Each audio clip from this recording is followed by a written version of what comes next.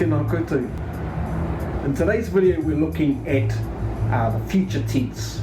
So we're looking at two things.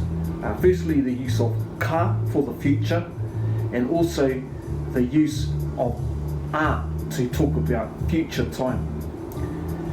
So when asking what are you going to be doing in the future, instead of using kei te aha, which is our present form, we use ka aha.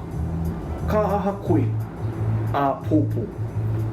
You'll notice the word a pōpō tomorrow starts with a. So if we're talking future time, we could say a pōpō, a te pōnei, a tērā wiki, a tērā marama, a tērā tau. The use of a indicates future. Ka aha koe a pōpō rā? Taiho. Ka haere au ki te oma, katahi ka horoi, ka kai parakuihi au a te waru karaka, katahi ka whakapai au i te whare. Āmuri tērā ka haere au ki te taone ki te hoko kai. Ka tapahi pātiti au a te ahi. He hai. Ka haere au ki tō whare? Ai.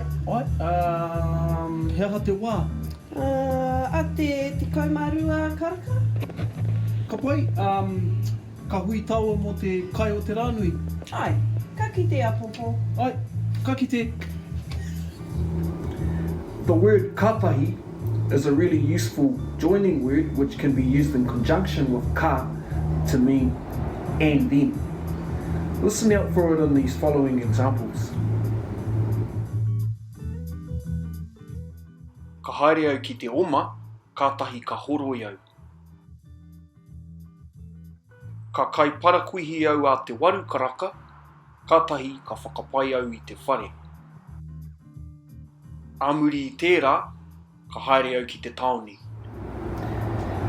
An alternative to using a is using the word hei. So hei can be used to indicate future as well. I could say hei te rima karaka, meaning at 5 o'clock in the future. Ka tapahi pātiti au hei te ahi. Ka aha koe a pōpō rā? Taiho. Ka haere au ki te oma, katahi ka horoi, ka kai parakuihi au a te waru karaka, katahi ka whakapai au i te whare, katahi ka haere au ki te taone, ki te hoko kai, ka tapahi pātiti a te ahi. He hai. Ka haere au ki tō whare? Mō te aha.